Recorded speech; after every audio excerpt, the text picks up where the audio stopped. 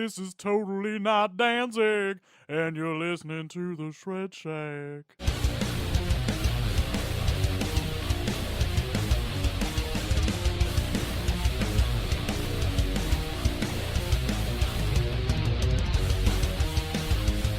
Greetings, folks. I'm Dan Mack. And this is Chris Mack. Welcoming you to episode 123 of the Shred Shack podcast, your premier source of news and uninformed yet heavily biased opinions pertaining to all things heavy metal. Airing, let's say, yearly, monthly. It's going to be going back to bi-weekly on iTunes, Mixcloud, Google Play, and iHeartRadio, as well as on YouTube at youtube.com/theshredshack and youtube.com/adamanttemplum. Let's get started with old business. We haven't been here for a while. Yeah, there's a lot of old business, so we're just going to skip over that part. Yeah, we had a very busy holiday season. I moved. I worked a lot. You grew a stash. I totally grew a stash. I'm growing a skullet. The stash is definitely the byproduct of the No Shave November. Because at work I'm supposed to be clean shaven, but for some ungodly reason we are allowed mustaches. Mustache. So a buddy of mine said, "All right, No Shave November, we'll grow the stashes." I ended up loving mine, and I kept it. And it's awesome. And I missed my long hair, so I want to grow a skullet. And I got the okay from Lindsay. And there you go. Yeah, as long as I don't just grow a mustache, I'm allowed to pretty much do whatever the fuck I want. So I'm like, yeah, okay, that's cool. So Skullet Watch, hashtag Skullet Watch. And Stash Crash. Stash Crash. That's right. Every time Dan posts about a skullet, there might be a stash crash. Nobody expects the stash crash. Okay, so let's go on to new business. And with new business, we talk about the new album releases that we've been listening to. I have not actually paid any attention to new releases in a while. I intend to start getting back into that, but I have nothing new. I don't know when these albums came out, but a bunch of the albums that you got me for Christmas were 2019 releases. Mm-hmm. The one I've been listening to the most right now, because it's just in my car and on repeat, is the latest from Insomnium, mm-hmm. which is very good. Yeah, very good. Yeah, you had a very metal Christmas from us. Yes, yes, it was quite good, Yeah. Specifically, my favorite one, not so much because of what I've listened to so far, but because of the packaging, was the latest release from Abath, Outrider. Because it came in the deluxe edition, comes with a box, which I had no idea that existed. But when you open it up, it comes with black and white corpse paint and a little applicator and a patch, and it's the coolest fucking thing. I'm going to go do some corpse paint or anything like that, but I just love the fact that I had the option. I have a feeling that someday that's going to come into play, like as a subtle joke in one of our videos. More than likely. So it's either that or I let William play with it, and he can just go nuts. Yeah, he could do that. He would Pennywise the shit out of that. Oh, you better believe it. Yeah. So then, what else have we been listening to? Well, pretty much during the course of the holidays, because I was so busy, I just kind of relied heavily on Bandcamp and their synthwave page. And what I would do is I just go to, on the phone app, you just go to the synthwave section and just pick an album mm-hmm. and let it play. And I've listened to a lot of really great stuff. I don't remember anybody I listened to because, again, I just randomly picked an album every single day. But it's like Bandcamp is just really good to just find new shit. Oh, yeah. It's so good. Oh, yeah. I highly recommend anybody just going to Bandcamp and just searching for random stuff. Mm-hmm. It's going to be worth it every single time. That was pretty much it, to tell you the truth. Like the last 2 months since we recorded. Yeah. It's just been that because of, again, so fucking busy. Mm. If anything, from 2019, of course, the new Tool album, because it's just, good time killer because it's like an hour and a half long. Yeah. My favorite record from 2019. What? I had a chance to buy it actually. With the full version with the so like just whatever the more compact version is. And just re-listening to like my favorite album from 2019, which was Devin Townsend's Empath. Yeah, I fucking love that record. Mm-hmm. So that's been pretty much it. Those have just been on kind of like repeat. Gotcha. Again, as time killer, something I could just kind of put on in the background while I was doing stuff. Mm-hmm. So I have been doing mostly my A to Z run. It's been I've done some random listening as per usual, but mostly my A to Z run and a bit of Bob Dylan, because right now I put Bob Dylan towards the top of my priority list of CDs. Just because I've been listening to it a little bit more lately and getting back into that. But as far as A to Z goes, I finished the Ina album this morning, which was the metal opera done by Amanda Somerville. Yeah. So I've been through. I actually I've been buying up some CDs on Discogs.com. So I've been picking up some gaps in my collection. I picked up the Boondock Saints Release the Hound CD, which like anywhere else it's been like $30-$40. I bought it for about $7 or $8. Yeah, I definitely found that one diamond in the rough kind of thing. Yeah, that was $1.99 when you bought it. Yeah, you got lucky with that one. I was pissed about that. I'm like, damn, I need to find it for fucking cheap somewhere. But I ended up buying the entire collection of Accept. Whew, Yeah, wow. so I went from having like 4 of their CDs to having like 14. Damn. Yeah, like I bought up all their stuff, and it's all really good. They are the AC/DC of heavy metal. If you don't consider AC/DC heavy metal, but like. All their stuff kind of sounds pretty similar, but it's all really fucking good. They find a formula and they stick with it. Yeah, pretty much. Lot of great tracks. It kind of makes you wish I can go back to the Udo show that we saw and have a greater appreciation. And I have appreciation for it, for the Accept stuff. Yeah, so I would know the songs more.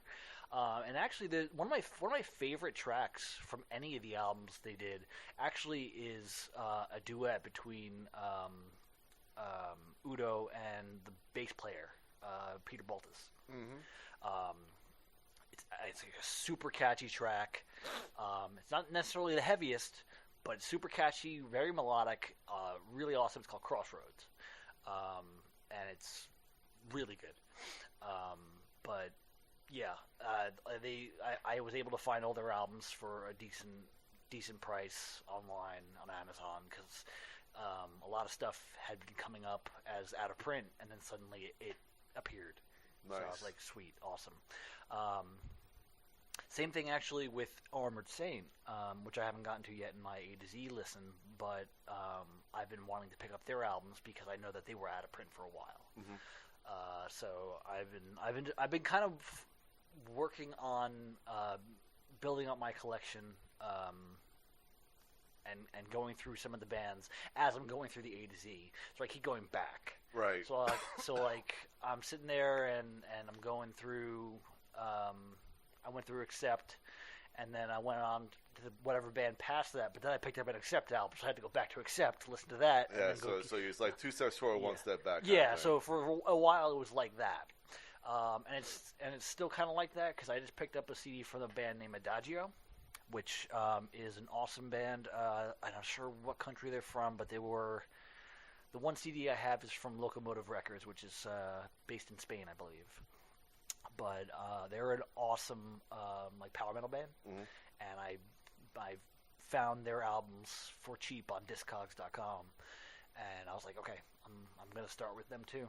And do that. I picked up the last Alien Ant Farm album because I didn't realize they had a 4th one. I didn't realize they had more than 2. Well, it's funny because last bit before we actually move on, because that's the last thing I had to say, was their 3rd album was denied release initially Like the record company said, no, we're not releasing it, and you can't release it yourself. So they made bootleg copies of it and sold it at their shows.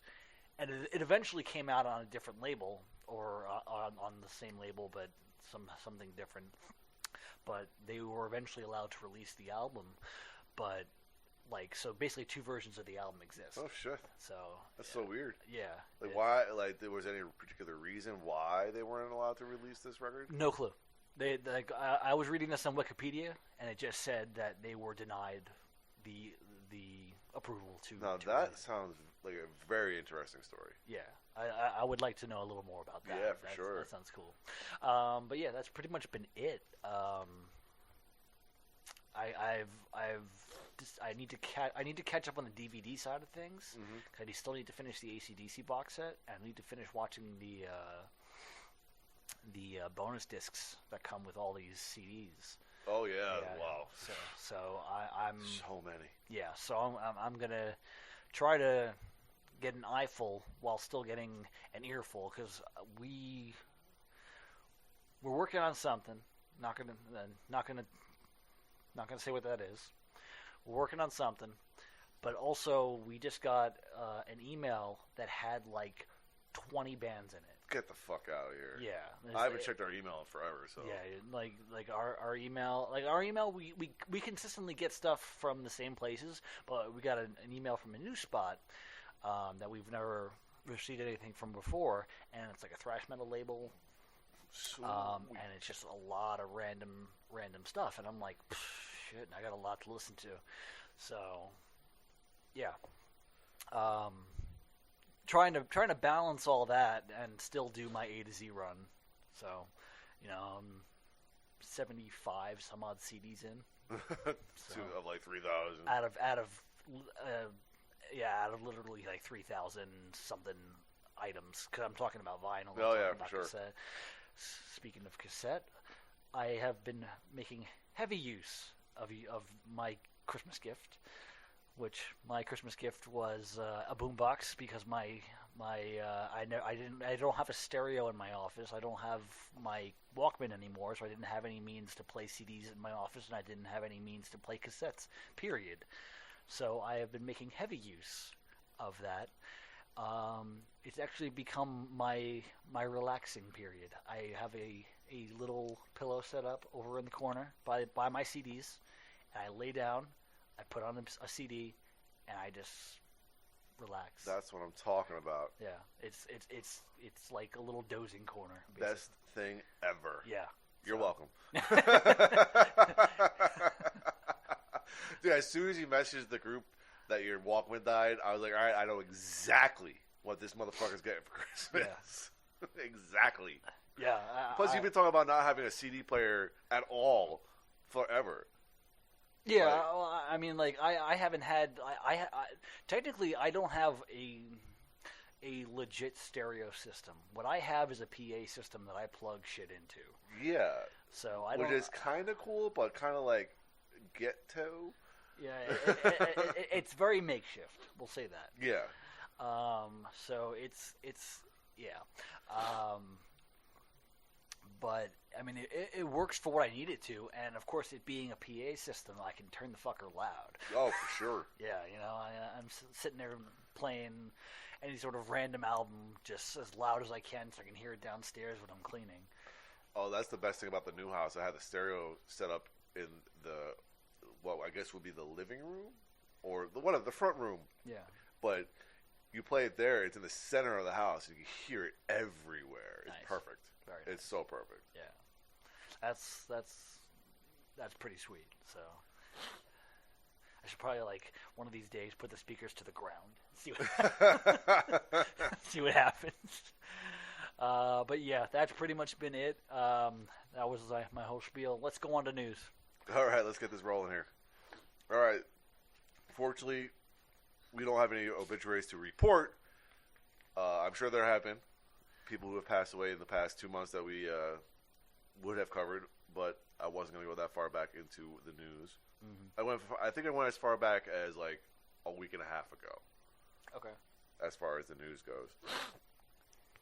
pretty much like right before, pretty much like to December 30th, so like right before the New Year. Okay, so we have nothing to comment on between like the end of November and the end of December. End of December. So what was the last podcast recorded? Do you remember? I think my computer said November 22nd. Oh, so we did something that late. Okay, so it's only been like a month. All right. I think so. Okay, I thought it was like more like 2. Like we stopped in like October. We might have stopped sooner. I don't know. Oh, whatever. Whatever. All right, anyway, so we're gonna hit up with some general news and start off with the Agonist bassist Chris Kells will be forced to sit out the band's upcoming U.S. tour with Flesh God Apocalypse after he was banned from entering the country for 5 years. What? Okay. The Canadian musician revealed his predicament in a social media post earlier the day that it was announced, explaining that his absence from the trek was the, quote, result of misguided information, unquote, given to him and the U.S. Customs and Border Protection at the time of his last entry to the U.S. So I guess the last time, what country were they entering again? America. They're entering America. They're entering America. He's Canadian. So he's trying to get into America. Apparently something happened the last time he tried to get into it, and now he has been banned from entering the country for 5 years. He's been banned from entering America. Yeah. For 5 years. For 5 years. Are you fucking kidding me? Like, there's a picture of his face. Don't accept checks from this man. Or whatever. That is some bullshit. Right? Oh my God! Like, I just want to know. Like he said, it was a result of misguided information. There's a whole long spiel about what happened. Okay, it didn't involve him touring. I think he owns another company. It had something to do with that, not the music side of things. Again, I have no idea. But it's been a very common thing as of late about musicians having a hard time getting into America. Because this is not the first time, or the second, or even the third time that we reported something similar to this. As long as Iron Maiden can still come. Don't kick out Iron Maiden. Well. Hashtag keep Iron Maiden. Well, actually, so Steve Harris is going to be here, so we'll know for sure whether or not they get kicked out. So that's right, because that's 2 weeks from now, right? That is about 2 weeks from now, yeah. All right. So hopefully that gets figured out. Yeah. And in 5 years he can come back. Yeah, I guess 2025. Here we go. Guess we're not seeing him in particular until 2025. Yeah. All right. So the surviving members of Nirvana reunited on Saturday, January 4th, at the Art of Elysium. Yeah, Art of Elysium's charity's annual Heaven Gala at the Hollywood Palladium in Los Angeles. All right, Dave Grohl performed with Chris Novoselic and Pat Smear at the fundraiser that connects artists with children and communities in need. The three members played a 5-song set of Nirvana hits with Beck, St. Vincent, and Dave's 13-year-old daughter Violet handling lead vocals. Lithium features St. Vincent at the front, with Beck singing In Bloom and Been a Sun. Violet joined the group to perform Heart-Shaped Box before the set closed out with a performance of David Bowie's The Man Who Sold the World. The Art of Elysium, which was founded in 1997 by Jennifer Howell, is a nonprofit organization that supports, quote, individuals in the midst of difficult emotional life challenges with illness, hospitalization, displacement, confinement, and or crisis, unquote. They say they serve medically fragile children, teens, adults, seniors, those dealing with social, emotional, and mental health issues, and the homeless. I can get behind that. Mm-hmm. Yeah. That's a very good benefit there. Yeah. I was going to say officially being in mental health, because by the time that we did our last podcast, I was actually licensed. I was going to say, I think you just got it. Yeah. So yeah, I have had some time to grow more accustomed to it, and I'm still there. No one's reported me yet. I was going to say you're 200 hours into your 3,000 hours of internship. Yep, exactly. But it's also like even if I finished all those hours fast, you still have to wait 18 months. Right. So it's like, But you now have an hour per CD that you have to get. exactly. That's my thought. I talk to Lindsay when I'm at work during the day, between clients and whatnot. And when you're tired. And During the day. I sleep on the couch. I have a couch in my office. I can sleep on it. Of course you do. You're in therapy. But I talk to her during the day, and I say, it's like, now that, like, since I got the job, I've only had one full paycheck. By full paycheck, I mean one, like, 80-hour paycheck, because of the fact that it's been, like, holidays, or I didn't have any clients and whatnot. So I just, I basically left when my supervisor left. So my hours were shorter. Mm-hmm. So I've only had one, but now that I'm going to be hitting full like max as of like starting next week, I'm going to be like my checks will start being a full 80 hours because I'll be working a full 80 hours. At least. So I sit there and I'm like, I'm going to work overtime. I'm going to earn a CD. And Lindsay responds by, I'm going to earn a mug.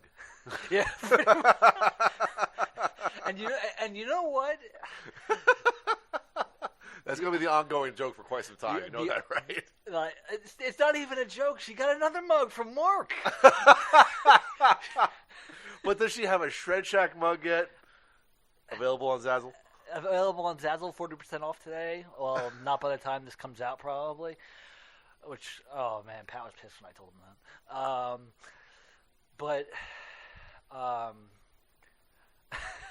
She went to like Burlington's or something like that, and bought a bunch of random stuff.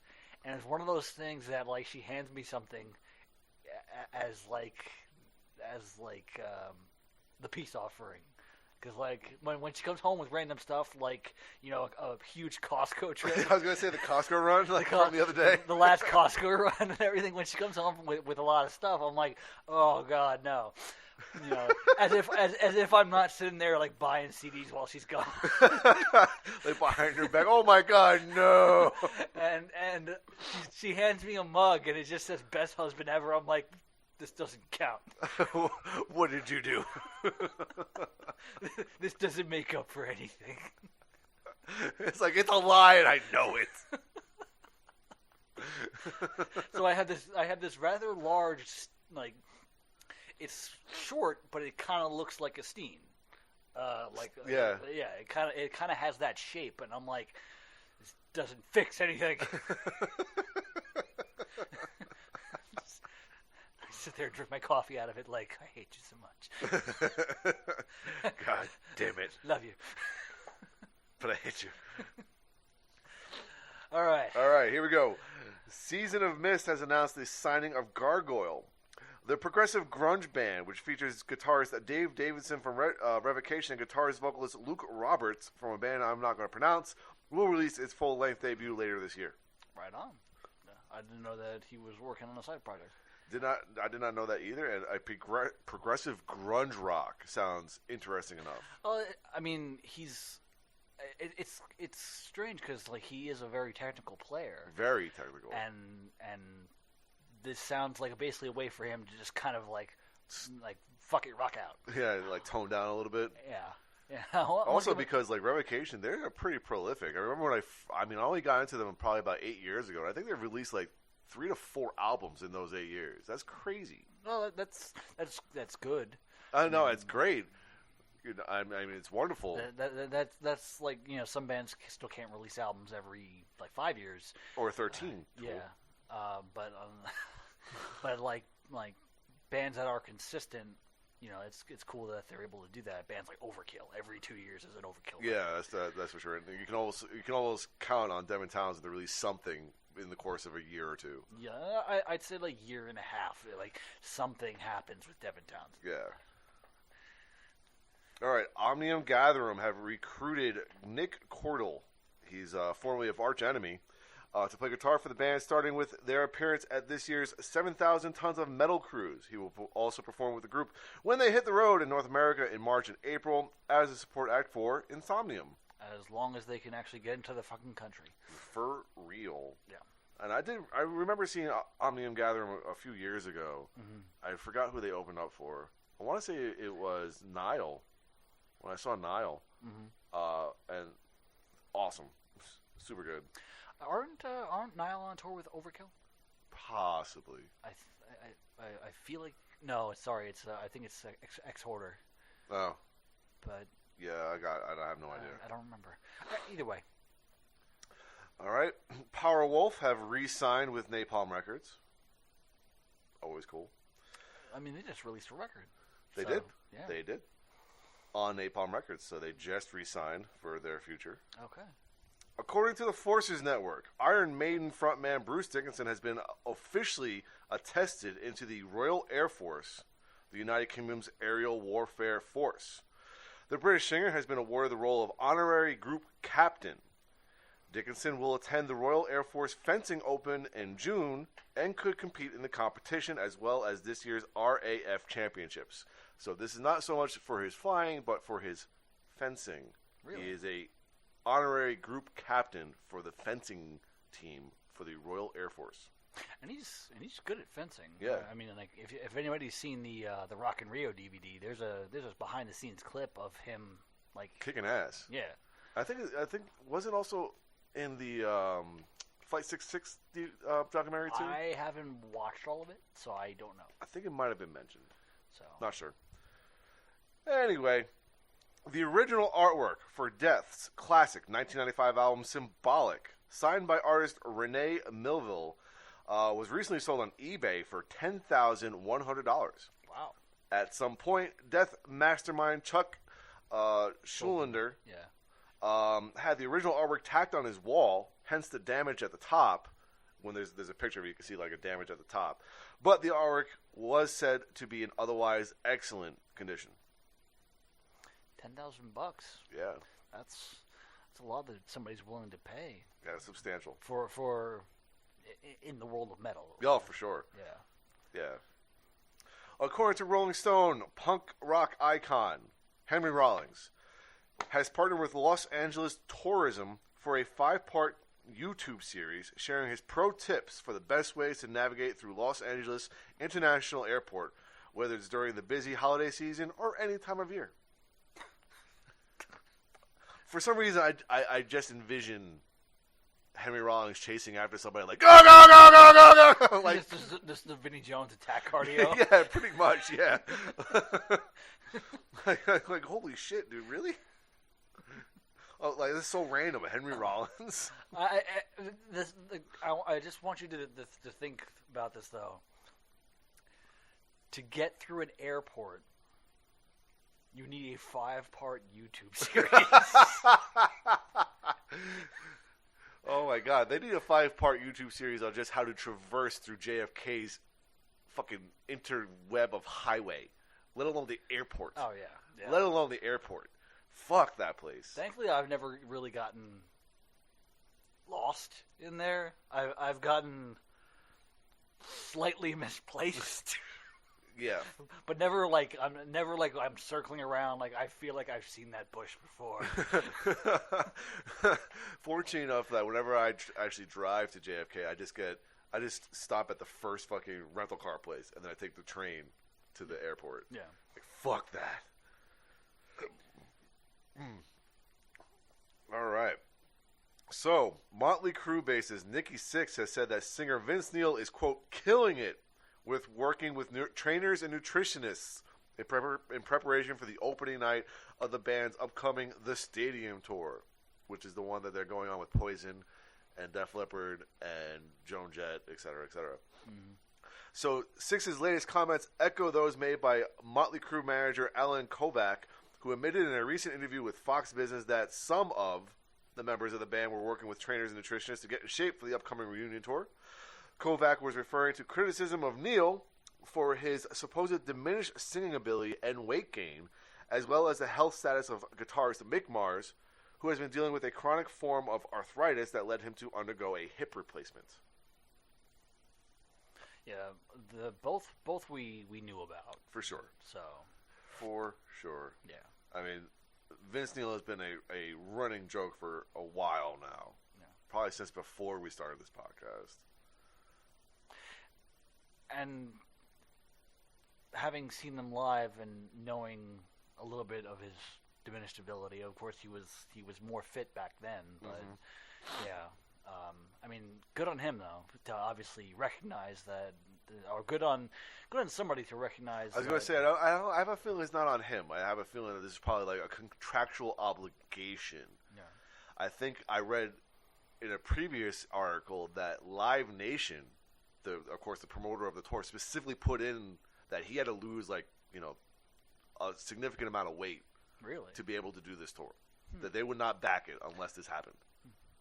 I mean, I'm not a fan of body shaming, but like to be in a band like Motley Crue and to actually be able to perform and whatnot, like you need to actually be.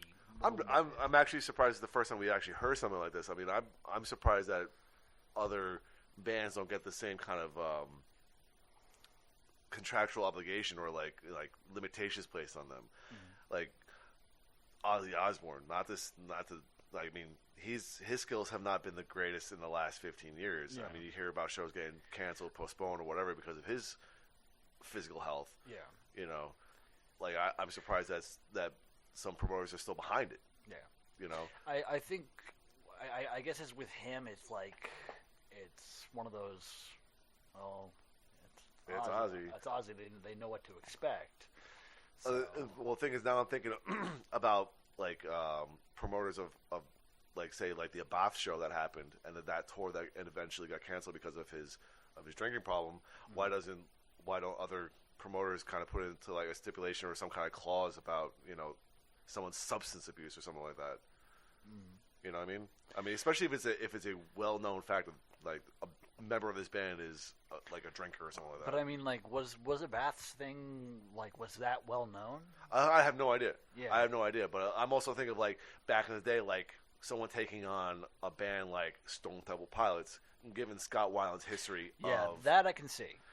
Even Guns N' Roses with Oh, yeah. Axl Rose's fucking penchant for like being late and shit. I was gonna say I wonder how like stipulations went for their Not in This Lifetime tour. Yeah, I mean, Like- apparently that went off without a hitch, and that is not Axl Rose's MO. Yeah. So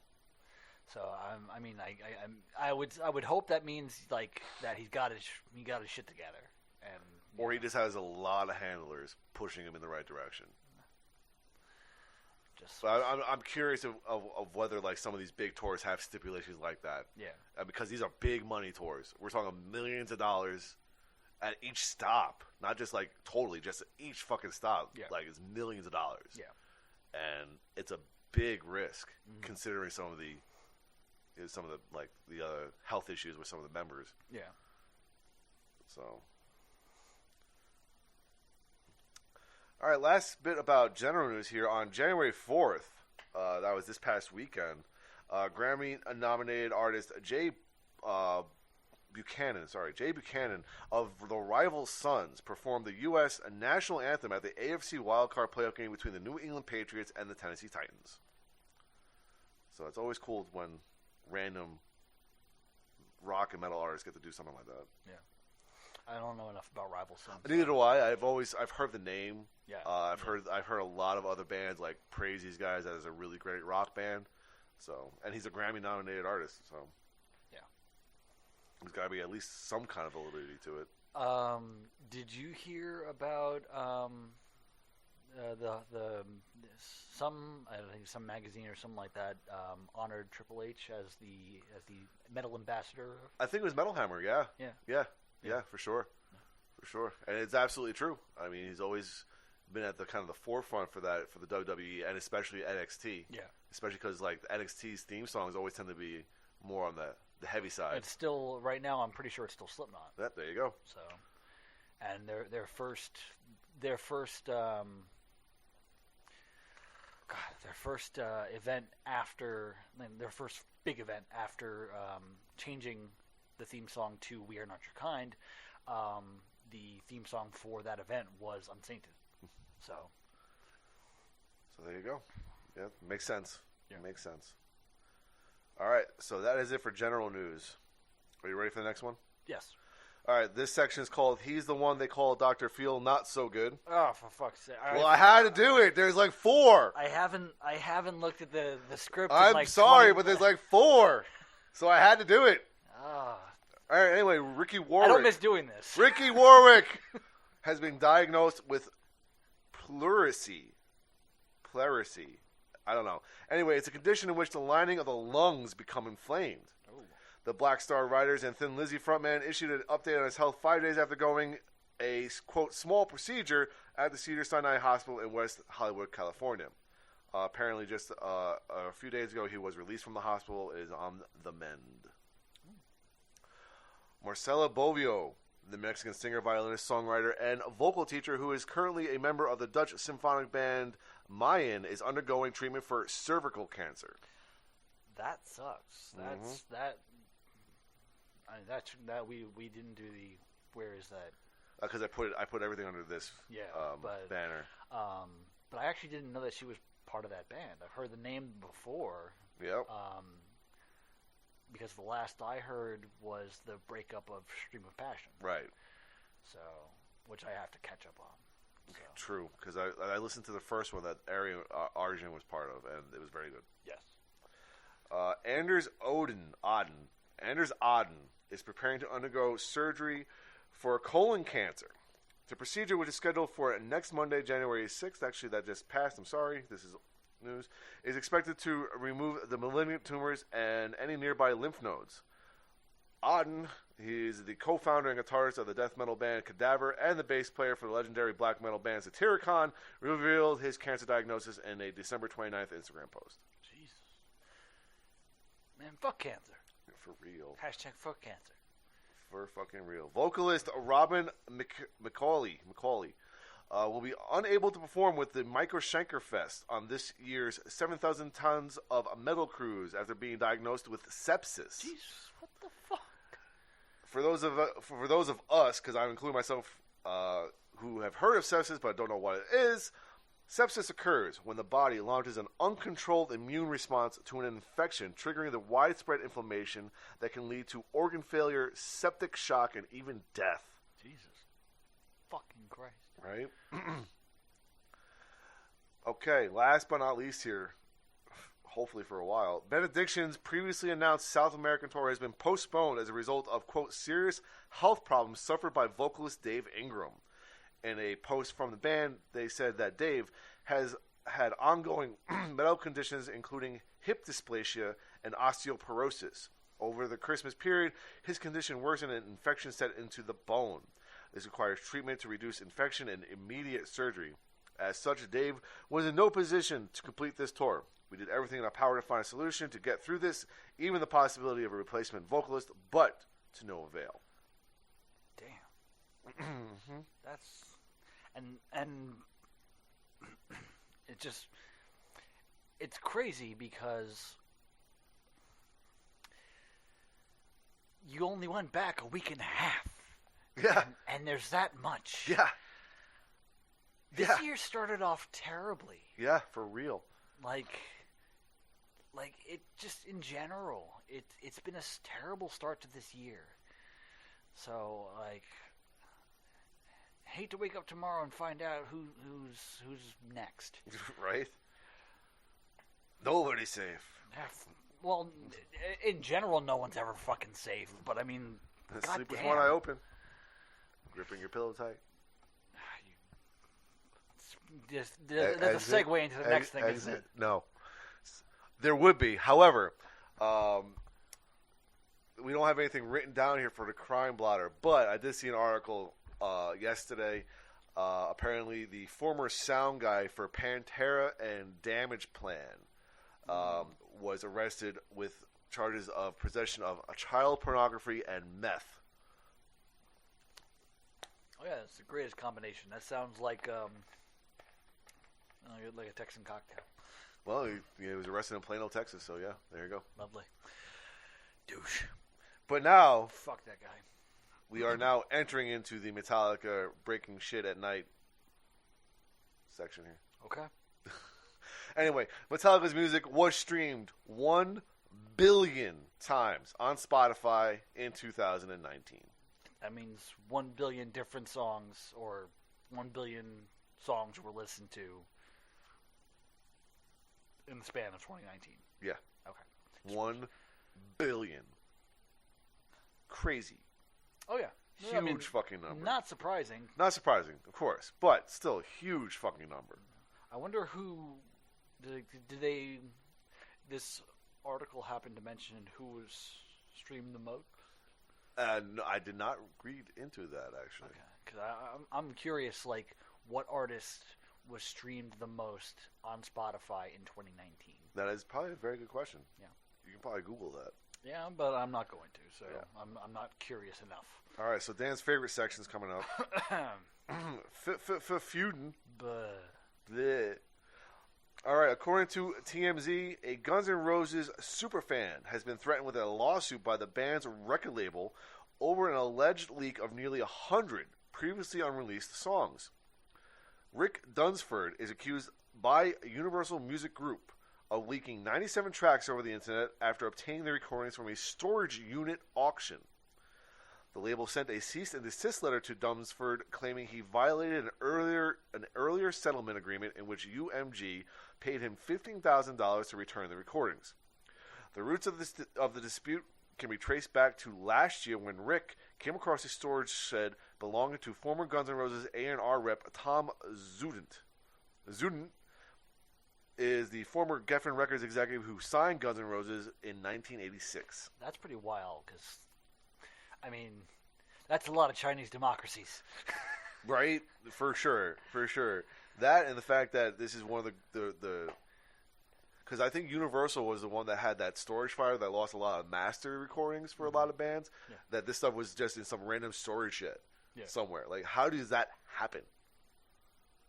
It's crazy to think about. Can only imagine. And then this is also some of the things that you think about when you hear about bands that have like stuff in the vault that's like it's in like U storage around the corner. Yeah. In the vault. Yeah.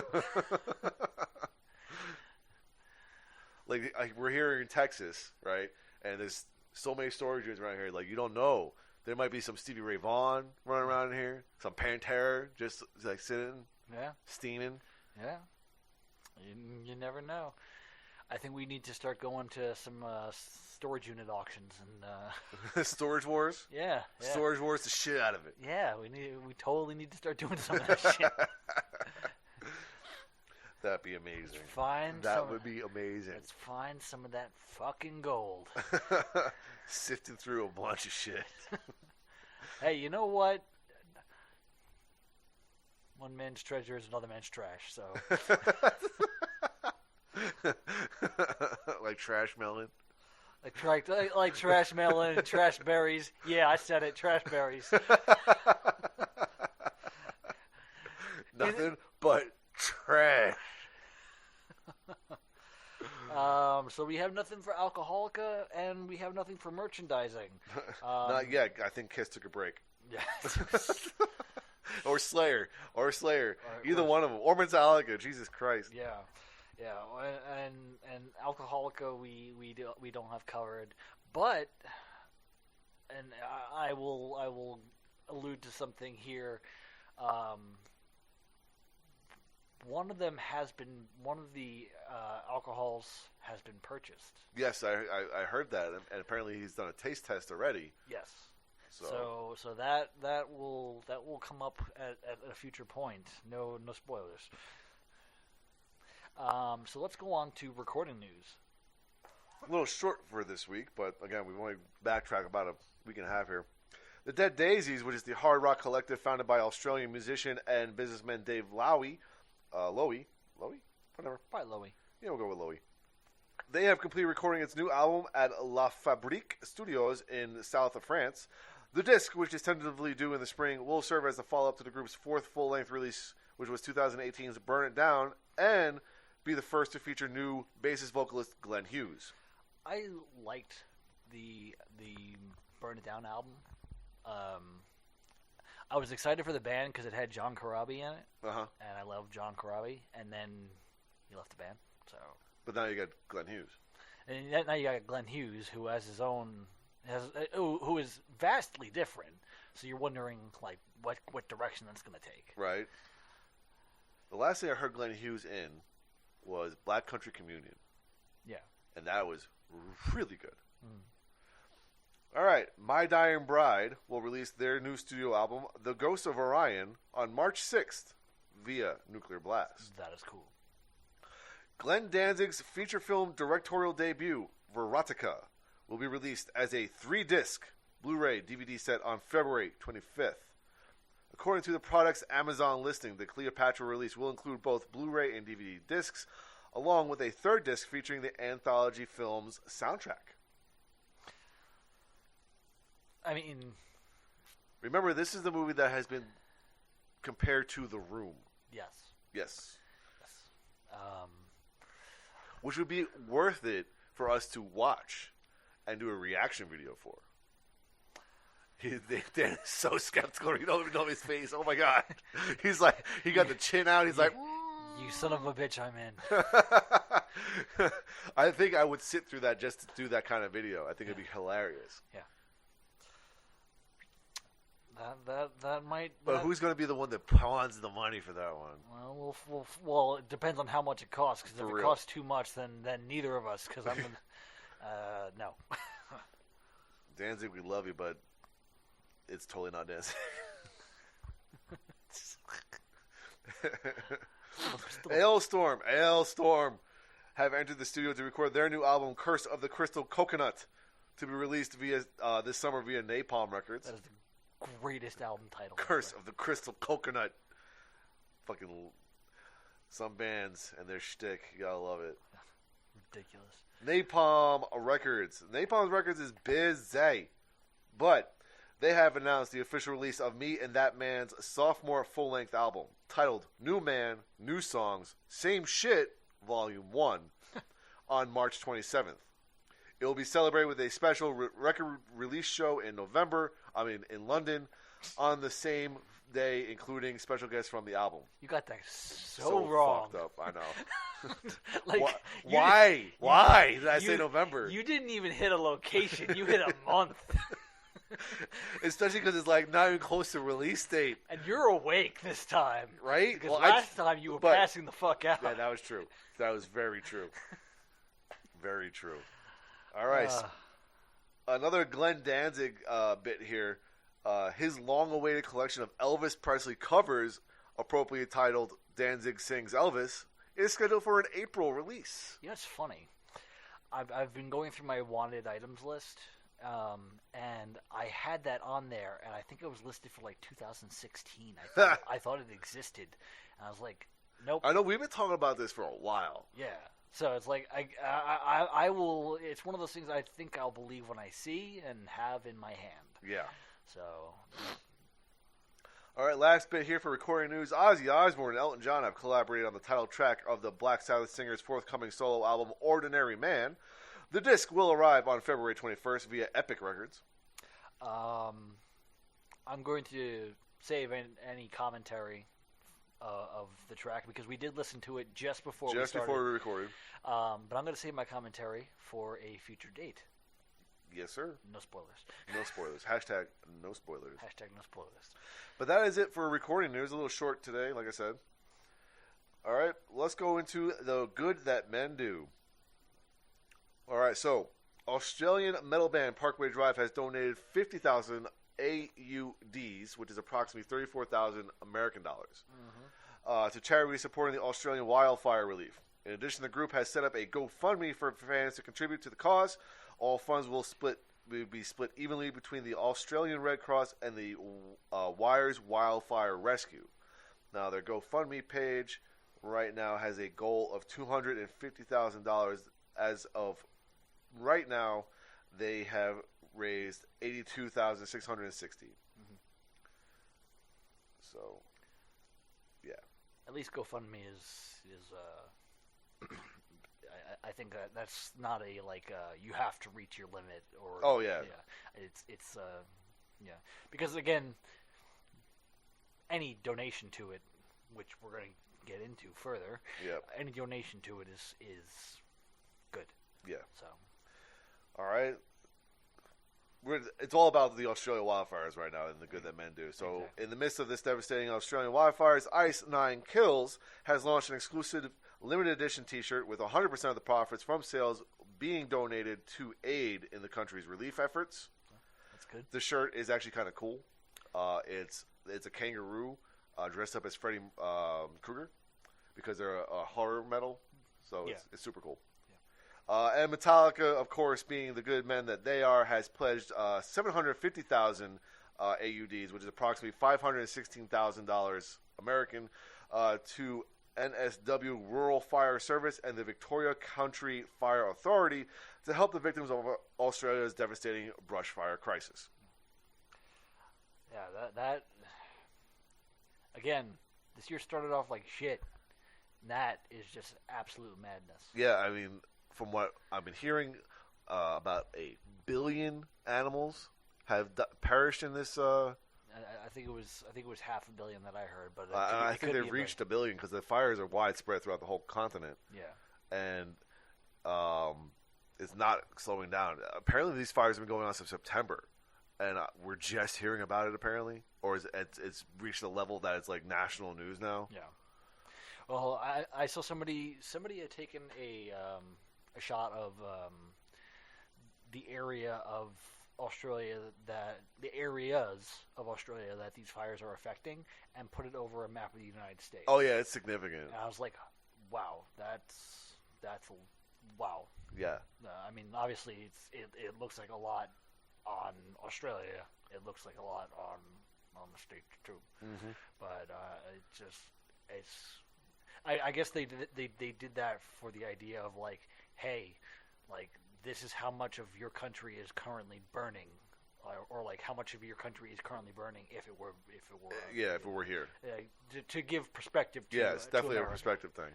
Yeah, for Americans who may or may not seem to give a shit, because sometimes Americans are terrible people. Sometimes. Speaking of Americans being terrible people, I don't want to talk about crowdfunding tracker. Yeah, fuckers. Yeah, so we feel we're salty. Yeah, we're a little salty, and we're not going to get into it. But let's go on to things I want. I want my thing from that we crowdfunded. Yeah. Damn it. Want my money back.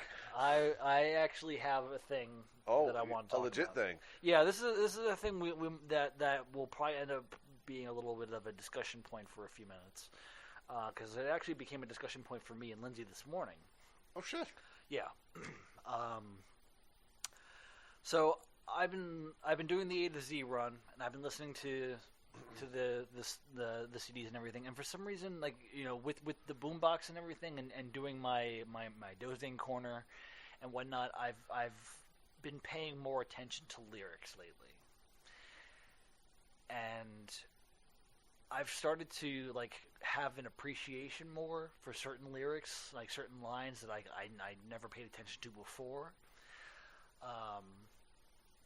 What initially started it off was I was listening to the lyrics to "Eat the Rich" by Aerosmith. Mm-hmm. Yeah, and one of my favorite lines from that is, "One good thing that happens when you toss your pearls to swine, their attitudes may taste like shit but go real good with wine." And I was like, I just love that line. I think it's very very amusing and just I love it. It's kind of witty. But after doing that and then listening to other things and whatnot, I started to have more of an appreciation. And then I listened to the 2 Afroman CDs that I have. Now, Afroman is rap. Mm-hmm. Everyone knows who Afroman is because of the song "Because I Got High." It's a novelty track. Mm-hmm. That's all it is. He's a one-hit wonder. It's a piece of fluff.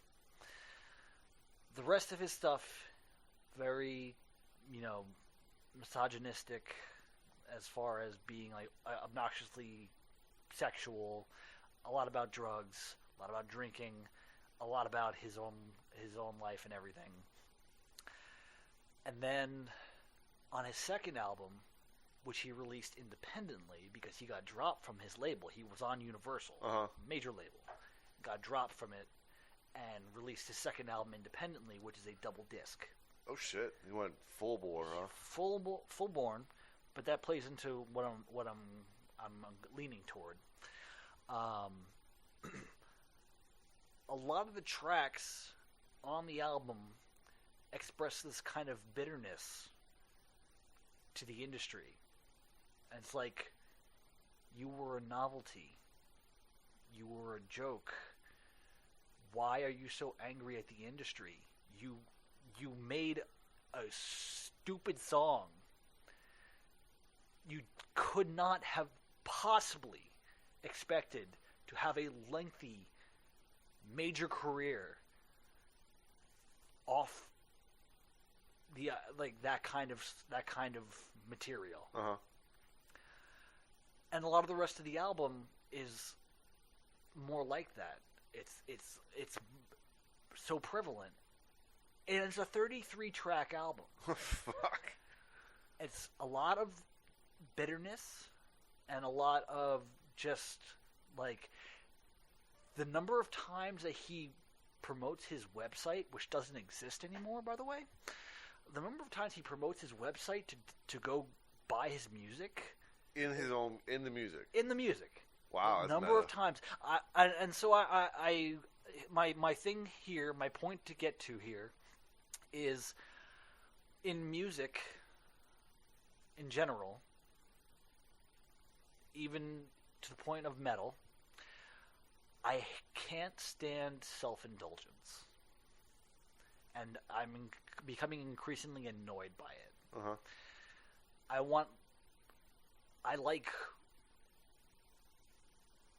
I like things that are actually that people actually think about, or that will get you to think about something. Like you can write about your struggles, but don't sit there and play victim. Well, not even play victim. Like sit there and say, "Oh, fucking pity me." Like I demand that you pity me. Like I demand respect or anything like that. Like this kind of self-indulgent crap. Like I said, oh man, I'm gonna have a hard time listening to the Limp Bizkit CDs. I'm gonna have a difficult time listening to that.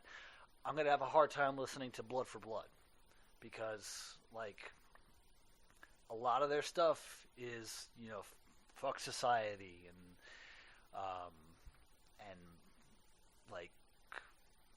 oh, we had it so rough and you have it so good and fuck you for having it so good. And I'm like, dude,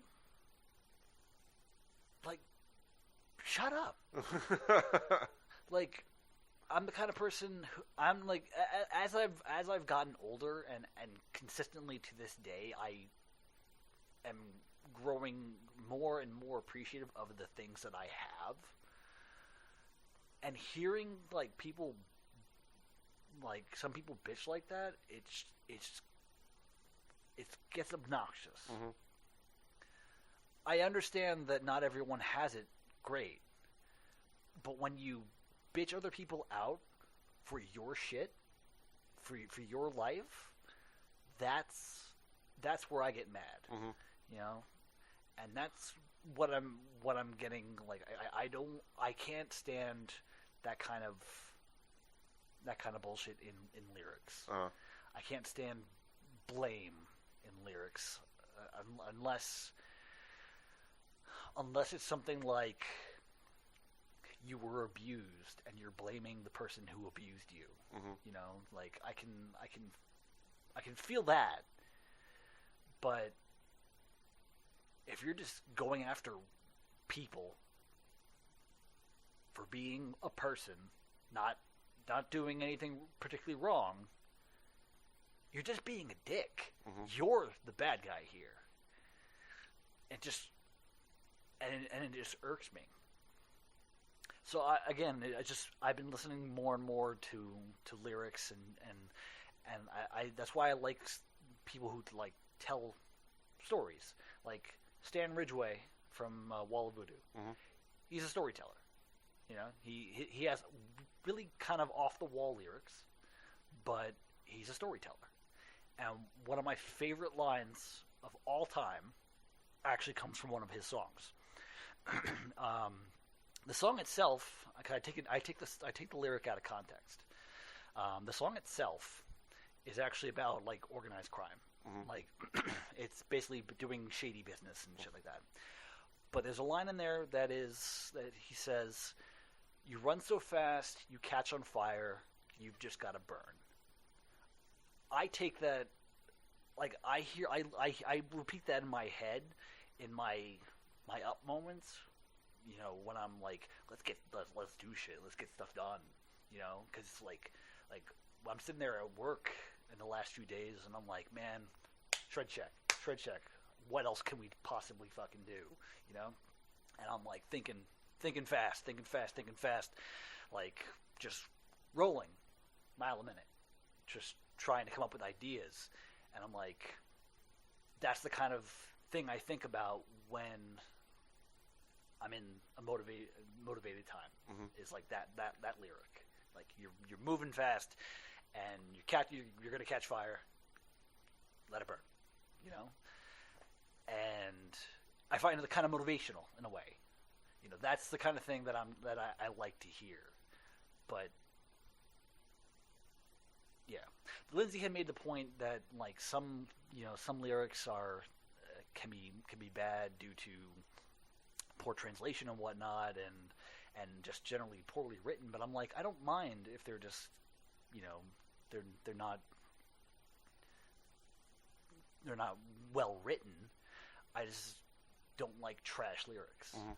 And it's funny to trash berries and trash things before, but I don't like trash lyrics.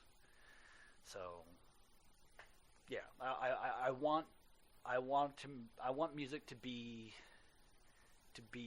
less like that. And it's not that there's an overabundance of it. I just can't stand it in life, and I can't stand it in music. Mm-hmm. So if I can't stand it in my everyday life, I'm not going to be able to tolerate it in my favorite hobby. Right. So, yeah, that's what I want. People just to kind of be a little less self-indulgent in that regard. Sounds good. Yeah. So Awesome. Wow. Yeah. I did not expect that to take that turn. Yeah. That was an experience. Yeah. I mean, it's just something that's been bugging me, and as I listen to more and more stuff, you know, it's like the song I was mentioning before by Accept. You know, the chorus of it is, "Don't let me down. I'm standing at a crossroads." That's you know, straightforward, perfect, absolutely gets to a point. Yeah. You know, it's not crap. I just. But when you're sitting there and you're consistently hawking your shit, and you know, being. What amazes me though, and I'm going back to Afro Man, all of his stuff is the fucking same. The guy has an album list that like rivals Buckethead. Huh. I'm like, how do you have this much material? All you talk about is pussy, drugs, and your life, like your hometown. How do you have this many songs and this many albums? I didn't even know he had like any kind of career following. He's independent artist to this day, and it just releases, like, if you go to Wikipedia, you see like this list of all the albums he's released, and it's like, Damn. and it's like, I don't know how many different times you can like, and then when you're repeating the same phrases in some of the songs, Mm-hmm. it's like, I'm sorry, do you just not have something else in your repertoire? Probably not. Again, like, I don't know. I can't name more specific artists here that have trash lyrics aside from, I already said like Limp Bizkit. They have some trash lyrics. I think the first one that comes to my mind, and I think we mentioned this before, is Five Finger Death Punch. Yeah. Specifically, like, I don't like any particular artist that goes out of their way to write a song about how much they don't care about what people think. Yeah. When just the fact that you took the time to write a song, yeah. spent the money to record said song, and then place said song on your album shows just how much you do care. Yeah, yeah. And that pisses me off so much. And that's the kind of thing that, like, again, it's a matter of, like, I can't stand that kind of thing in life. It's like, people sit there and spend all their time talking about, like, oh, I don't care what people think. I don't care what people think. I don't care what people think. It's like, you say it one more time, I'm going to begin to think that you care what I think. I think the way I think about it is there's a line in Game of Thrones book, and I think it's in the book, but it's definitely in the TV show, where the crybaby king, Joffrey, is complaining to his grandfather, who is his advisor, and he says, I am the king. And I'm paraphrasing here, but his grandfather says, any king that has to say, I am the king, is no king at all. Yeah. And I feel the same thing about people who say, I don't care. It's like, by simply saying you don't care, you fucking care. If you say you don't care, like... about like, I don't care what people think, blah, blah, blah, blah, blah, but just acknowledging it shows you care. If you do it in excess, I can see that more. If you say it in passing, like, once, okay, yeah. I can believe that. But if it's basically your entire mantra, then I'm like, okay, you're full of shit. And you're also going out of your way to not care. Yeah. So which means you care. Yeah. That's the paradigm there. Yeah. It also means that you're paradox, it also means that you're likely going out of your way to piss people off. Yeah. And get a reaction from people. You're being a troll, essentially. Yeah. Like, you're just being an asshole. That's the kind of stuff that bothers me a lot. And, I specifically bring up, like, Five Finger Death Punch because I know I've listened to at least a handful of their songs that are just like that. Yeah. Are just like that. And it's just like, and the fact is, I think they have, like, one per album almost. We're like, man, dude, you guys, Ivan, you got to chill the fuck out. Yeah. And if you don't care, then write something else. Like, it's just the fact that they put so much effort and energy into something that they allegedly don't care about means they care so fucking much. Yeah. Again, one song, fine. Multiple songs, then I'm starting to wonder. Yeah. So, yeah. So that's what I'm bitching about. Yeah. So, yeah, we can carry on now. I've gotten my rocks off. You good? Yeah, I'm You all right? I'm good. Okay. I'm gonna take a Valium. I'm gonna take a nap now. You gotta go in your little doze corner. Yeah. No. Put on something that has no trash lyrics in the boombox. Put on something instrumental. I'll put on something classical. Fuck it, I don't care. Just need to chill. Yeah, that shit just pisses me the fuck off. I need people to stop talking at me. Yeah. Don't be giving me shit because you got dropped from your label because you I fucking hate. You see what you did, Afro Man? You see what you did? Man, fuck you, Afro. Super salty over here. Yeah. Well, also he was I think he was arrested in 2015 for striking somebody on stage. Like he was performing and somebody like touched him and he didn't know who it was or something and hit them. I was like, okay, your first reaction is to punch them, and it ended up being a woman. So it's like, okay, that looks even worse. Holy fuck! What? Pat just shared a post about it, but news broke 20 minutes ago. Neil Peart died. Wow. So obituaries. Holy fuck! Wow. Whoa. Okay, so in obituaries, Neil Peart has passed away, and like, did they still? Hold on. Okay. Wow. All right, nothing is on Blabbermouth yet, but let me see what he posted on the fucking page.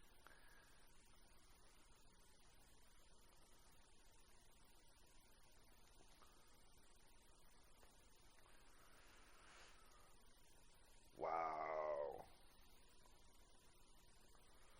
Alright, what the fuck? Neil Peart, the drummer of iconic Canadian band Rush, has passed away. Oh wow.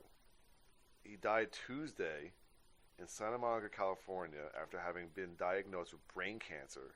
What the fuck? Right? According to a statement issued Friday by family spokesman, whatever.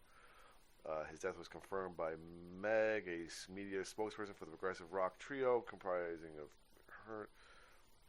Dude, I didn't know he was diagnosed with fucking brain cancer. Yeah, that's something we would have reported on. For real. Holy shit. Well, he was a pretty private person. For so. real. Have you ever watched the Behind the Lighted Stage, the documentary? No. Oh my god, dude. He had it rough for a while. Number one, he's an extreme introvert. Yeah. Like, he doesn't do meet and greets. So if you were to ever pay for a meet and greet with Rush, you're meeting Geddy Lee and Alex Lifeson. Yeah. You are not meeting Neil Peart. Yeah. He is very introverted. He's very into him, like his own world there. But there's a span of time where, in a short period of time, I believe, I don't remember the order, but his wife and his daughter died. Mm-hmm. Between, like, very short period of time between the two of them. And he just disappeared. He got on his bike, and he fucking just disappeared. And didn't he write a book about it? He might have. I really don't know. I'm pretty sure. I'm just going based on what the documentary told me. And it was, he's had a little rough, like, trauma-wise as far as that goes. But, man, I had no idea he was fucking diagnosed with brain cancer. Wow. That is not fucking cool at all. So, rest in peace, Neil Peart. Breaking news. Holy to us, by the time this comes out, it'll be a couple days old, but holy, like... It's already a couple days old. It's Tuesday. Yeah, but the thing is, it was just announced. Shit. Wow. Fucking hell. Wow. God damn it. That's, well, album of the day, for the rest of the day, 2112. You go ahead and do that. I will go through what I have and find a couple to listen to. Wow. Damn. Well, I was not that caught me off guard. Yeah. Wow. All right, I guess we have to try to continue on here. Yep. All right, so we're into concert news. So, festivals. Tool is among the headliners of the 2020 Bonnaroo Music and Arts Festival, set to take place June 11th through the 14th at Great Stage Park in Tennessee. Also scheduled to appear are The Struts, Vampire Weekend, Flogging Molly, Primus, Tenacious D, Oysterhead, Run the Jewels, King Gizzard, and the Lizard Wizard. That's awesome. Lizard Wizard? No, King Gizzard and the Lizard Wizard. That's a mouthful. Yeah, but it's awesome. Uncle Acid and the Deadbeats, the Marcus King Band, the Regrettettes, and more. Tool will close out the festivities on Friday, June 12th, while Lizzo and Tame Impala will top the bills on Saturday and Sunday, respectively. Tool previously headlined Bonnaroo in 2007, making that 13-year trek around. Full circle. Don't do it. Don't. It's a perfect one. Damn it! I knew you were gonna fucking do it. You know what? I was gonna let it go until you said something. Don't fucking do it. And I did it. God, I hate you so much. No, you don't. No, you don't. I fucking hate you with a burning goddamn passion. You lie. Anyway, touring. We only have one bit of touring news here, but Cheap Trick will team up with Rod Stewart for a North American tour this summer. According to Rolling Stone, the 21-date trek, which features Stewart as the headliner and Cheap Trick as the, quote, special guest, will launch on July 21st in Cleveland, Ohio, and end on September 5th in Chicago, Illinois. Kind of a unusual combination. Right? This seems a little weird. Yeah. I always, because as of like the last like 15 years, I kind of associated Rod Stewart with more of a lounge singer. I still have that picture of the front of Tower Records with his display, which is like. Yeah, that's what I'm thinking of. Like, 'cause didn't he do like a series of cover albums? I have no of like classic American songs. I don't really pay attention to Rod Stewart, so. I just remember when I was first getting into music as a whole, just listening to the radio. I think it was right after he did his Unplugged record. Mm-hmm. He was fucking everywhere. Mm-hmm. Like, I could not get away from Rod fucking Stewart. I'm like, who is this guy? Yeah. And his weird hair. See, look, it just came up on my corner here. Neil Peart passed away at 67. Oh, either way, we would have figured it out. Yeah, but damn it. Fucking crazy. Yeah. Not. All right. No one-offs here. We got heavy metal in the charts.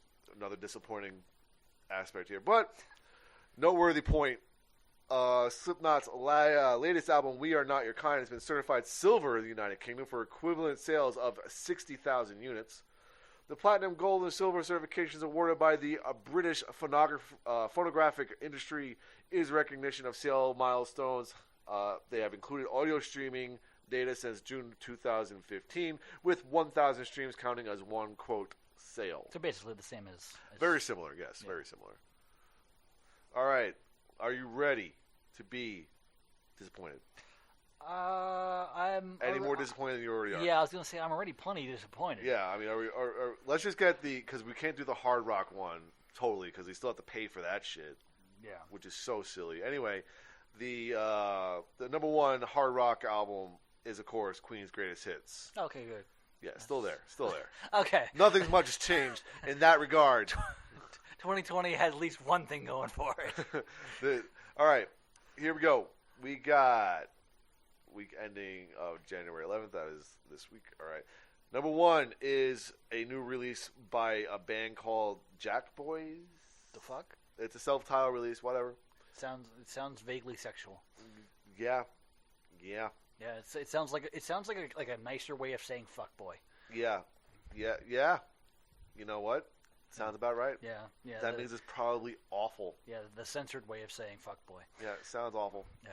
All right. Anyway, number two is this guy named Roddy Ricch, and it's called "Please Excuse Me for Being Antisocial."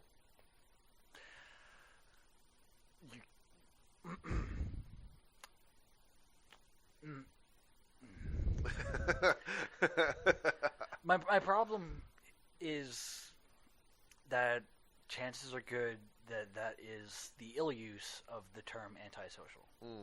Because, yeah, just because you don't talk to people doesn't make you antisocial. Antisocial is actually a personality disorder.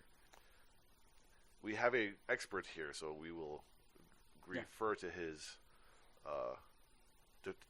definitions here. So please continue. Yeah, I'm just saying, like, you know, people sit there and say, like, people who are like introverted say I'm antisocial. It's like, like people who can't, like, when people have a sad day, they're depressed. It's like, no, you're not. Like, you're having a sad day. Like, unless you're sad for the next 6 months, then I will say you're depressed. Oh, you couldn't sleep last night? No, you didn't have insomnia. Yeah, sorry. These are just things that piss me off. Mental health. Man, we are all sorts of salty right now. This podcast turned a fucking 180. just some shit pisses me off. So a lot of shit pisses me off. Haven't we learned from 123 episodes of this? Yeah, it's true. So the question I would have for you is that the Anthrax song, Antisocial, is that correct? No. Okay. Let's just get that. Oh, actually, I don't know the lyrics, so it might be. I don't know. All right. but probably not. Okay. You ready to continue? Yes, I'm ready to All continue. right. Number 3 is Hollywood's Bleeding by Post Malone. Okay. Number 4 is Harry Styles and his album Fine Line. And number 5 is the Frozen 2 soundtrack. Oh, wow. Not a surprise. Yeah, I guess so. I mean, was there a track that was as big as Let It Go? No, because I've heard nothing of it. But from what I understand, from reading reviews of the movie, there are actually multiple tracks that are very good on the on this. So there's no standout. Okay. On the level of Let It Go. And I don't even think the movie was on the level as of the original Frozen. I think it's because it's come to be expected. So it's not like a surprise like the original Frozen was. Yeah. So it's just popular because it's popular. Yeah. Okay. But with also still quality. So it's not just probably because it's Frozen. It's probably because it's Frozen and it's good. Okay. I can accept that. I have to see it. I still haven't seen it. I want to. Yeah. Because I'm a dork. Your mom took your kids for it. Yeah, mom took the kids. So. All right, Queen's Greatest Hits here is at number 23, by the way. So that's pretty high up there still. But it looks like we're taking oh, what the fuck is Abbey Road doing up at number 36? Wow. Right? Yeah. Abbey Road. My dog. That's right. Still kicking it. Oh, yeah. Diamonds by Elton John, his greatest hits collection, or a collection, one of them. Anyway, that's at number 38. 38. Wow. Yes, sir. Good stuff right there.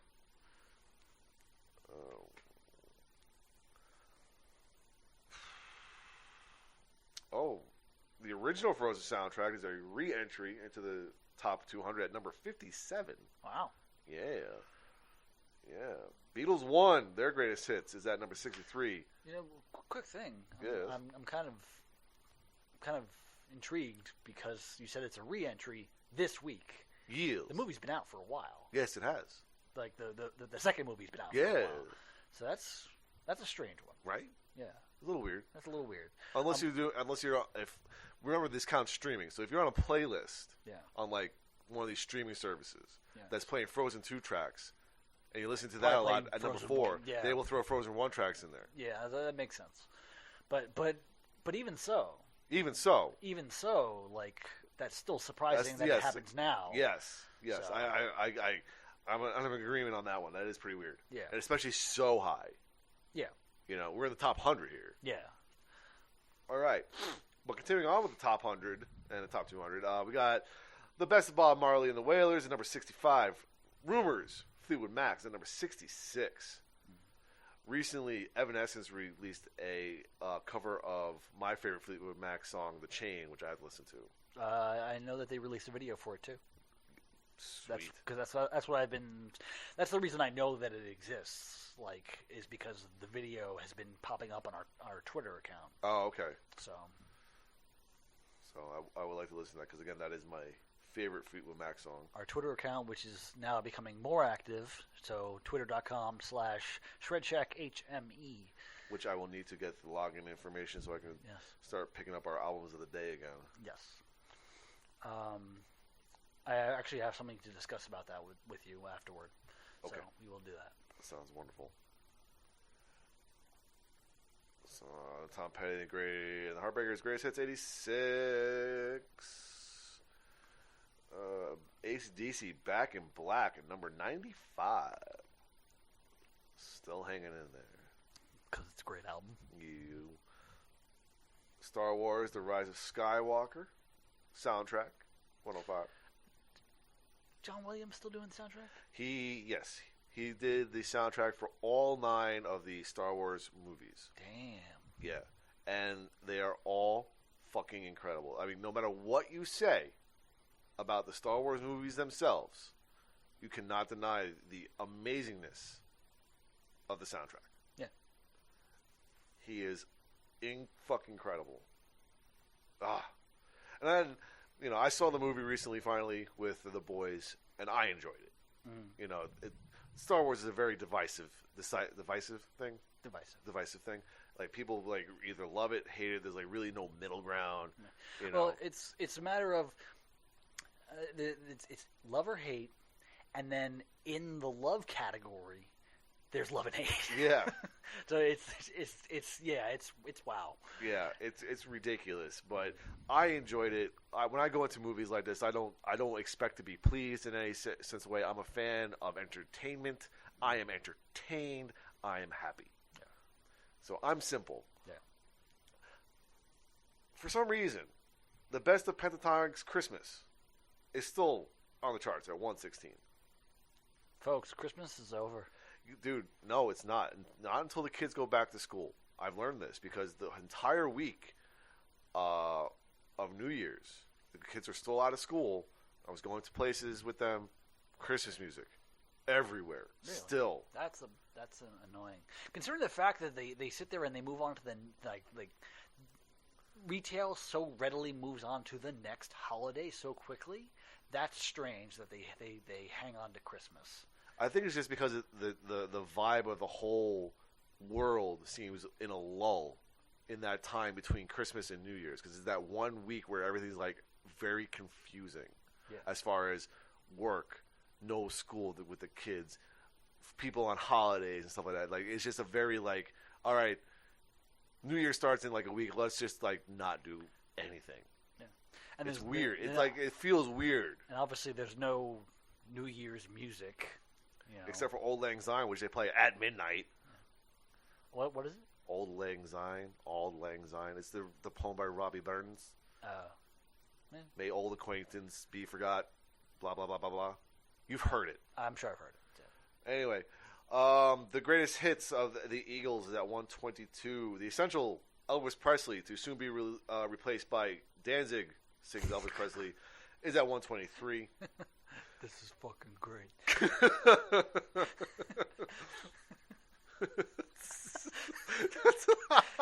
I recently rewatched that episode. Right? No, rewatched the first disc of Aqua Teen Hunger Force season 1.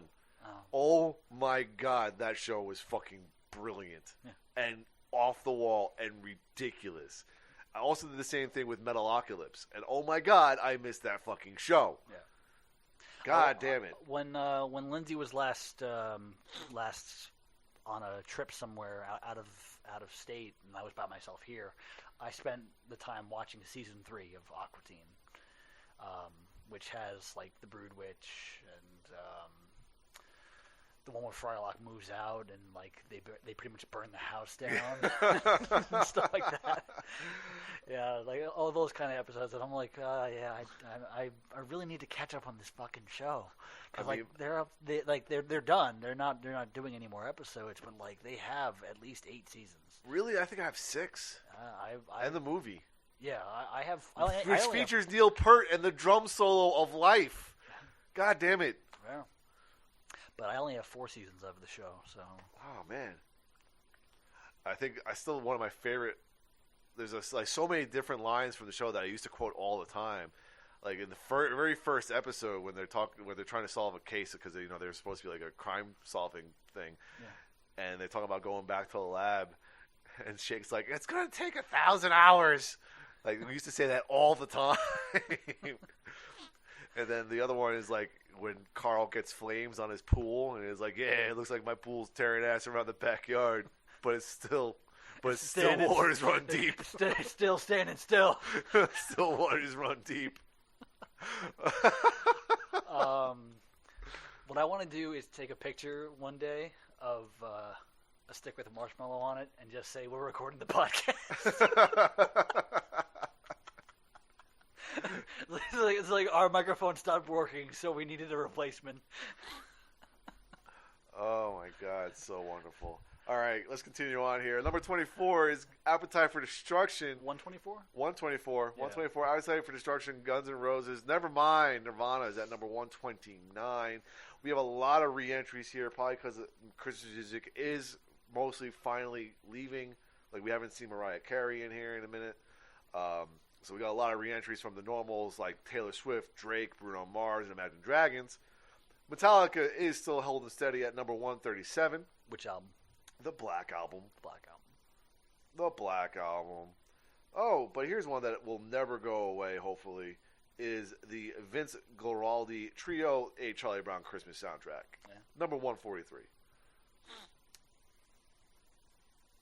The very best of the Beach Boys, 150. Okay, so I definitely spoke too soon about this Christmas stuff because Michael Bublé, his Christmas album is still in here at 149. Oh, there she is, Mariah Carey, 156. Fear Inoculum by Tool is at 154. It's losing to Taylor Swift. Oh, no. It's losing to the re-entries from Taylor Swift. Come on. Oh, no. Oh, shit. Oh, no. Tool fans are just sitting there, and they're just brooding. Yeah. For 13 years, we're planning a comeback. 2033, you better watch out. You better watch out. Fucking hell. Fleetwood Mac, greatest hits at 160. Steve Miller Band, greatest hits, is a re-entry at 161, sorry. The Beatles' White Album was at 163. Essential Billy Joel is a re-entry at 165. Bohemian Rhapsody, the soundtrack, is at 166. Not a re-entry. Still there. Speaking of still there, and will never, ever, ever, ever, ever go away, apparently, is The Dark Side of the Moon by Pink Floyd at 169. Does it have the list of how many weeks on there? 949 weeks. All right. 900. Keep pushing. And 49.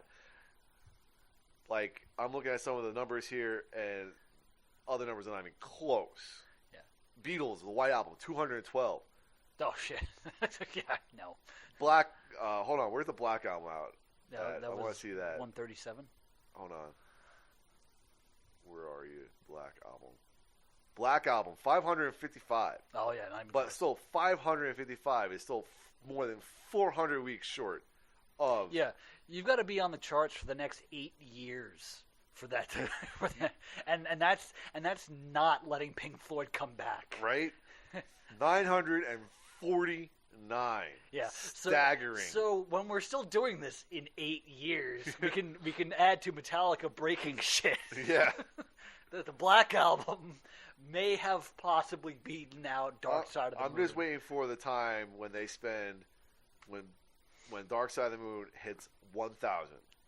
I wonder if they get like because of course that hasn't happened yet to any artist, but I wonder if they get like some kind of milestone for that. I was going to say it'd be like Y2K and the site just shuts down.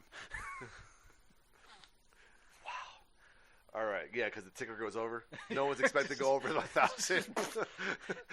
Like just stays at 999 forever. One of my favorite bits from Married with Children is he has that old Dodge or whatever it is that's about to reach 1,000,000 miles on his odometer, and they want to film it and give him like a bunch of money, and he falls asleep behind the wheel and it rolls, and the odometer goes back to 0. And at the end of the episode, is him on a car phone because Peg's calling, "Where are you?" He's like, "I'm gonna get my 1,000,000." You remember this episode? Am I making this up? I do not. Oh my this god, at it's all. hilarious. Oh my god. Speaking of, all right, we'll finish this first, and then we'll go back to speaking of something that I thought was made up. A lot of re-entries from people we don't particularly care about. A lot of re-entries. Holy shit. Oh, re-entry. A Decade of Destruction. Five Finger Death Punch, 185. Still got your 6. Still got it. Got your 6 in 2020. Hashtag.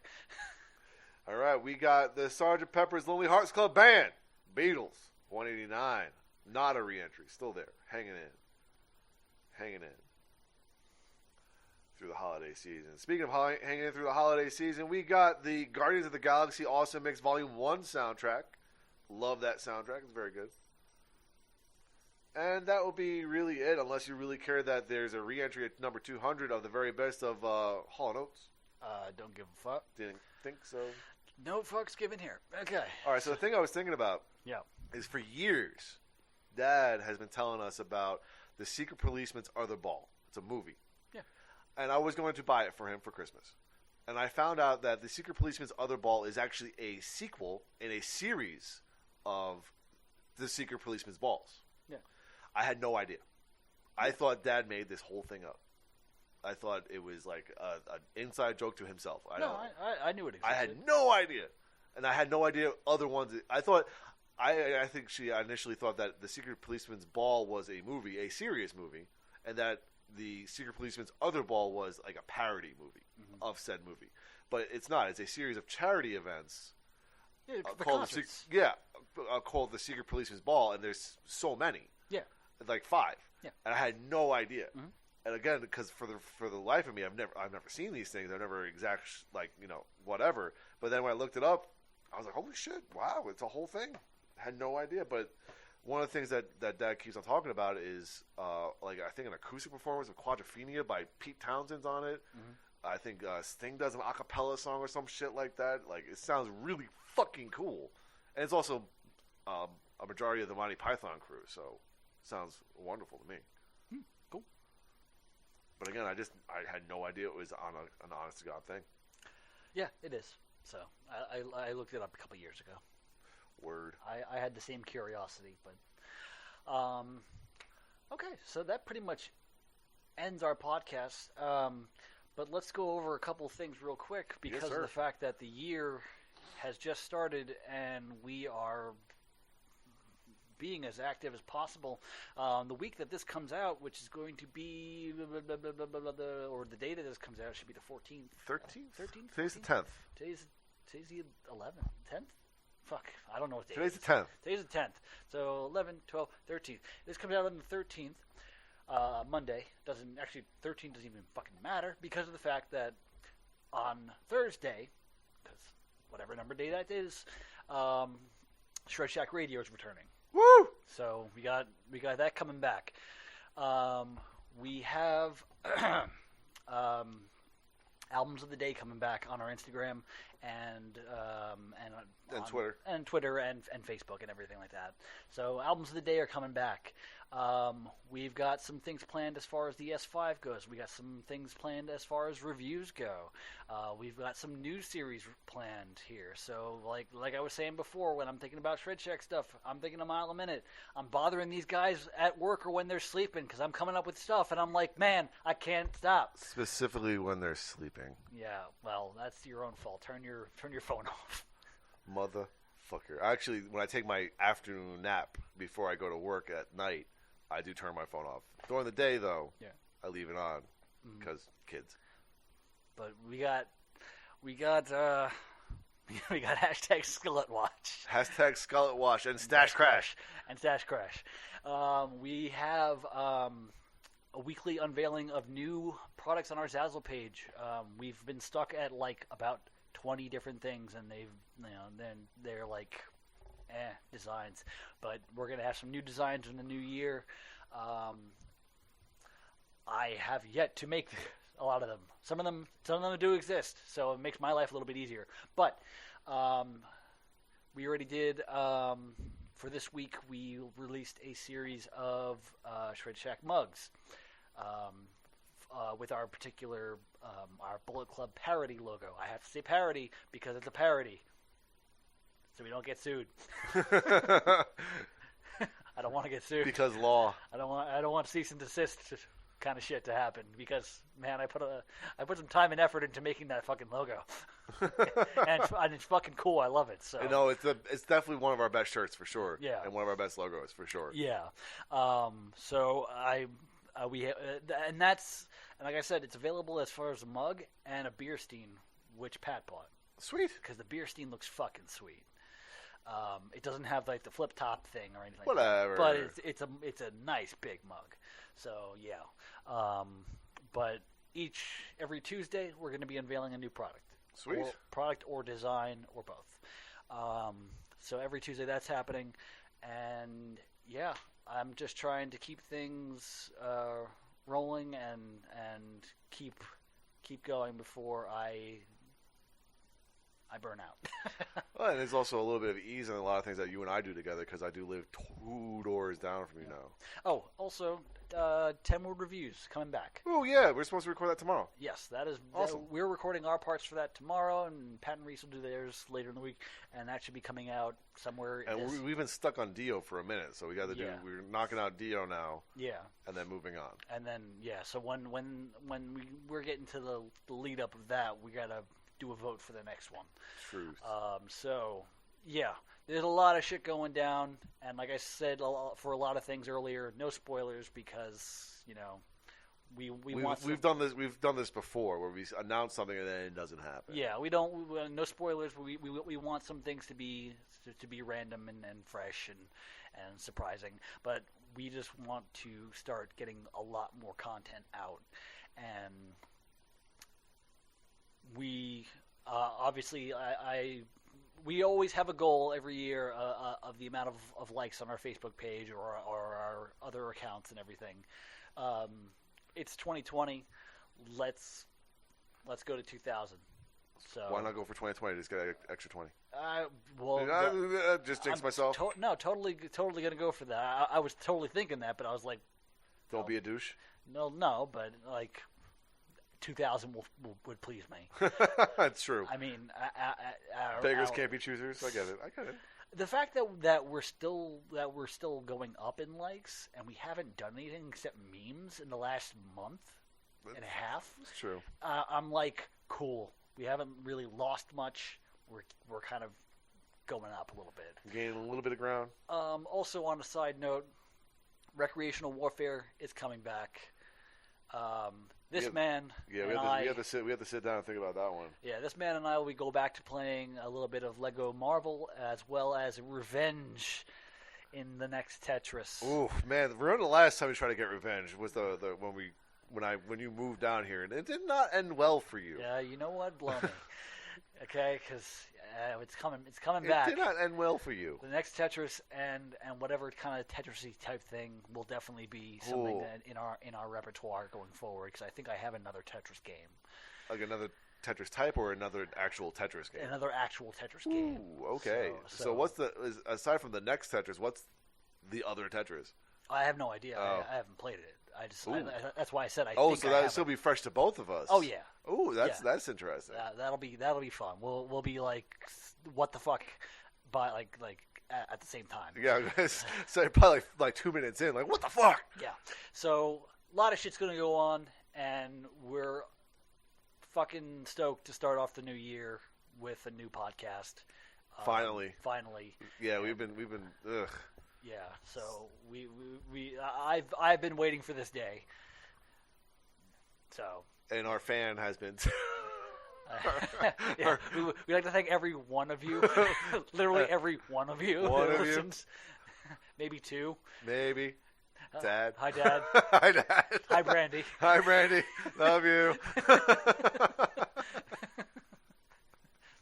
Not Lindsay. She doesn't listen. She listens to enough of us.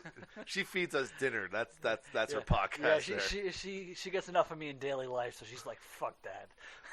Here, have a best husband ever mug. I don't like your voice in person, let alone on the radio.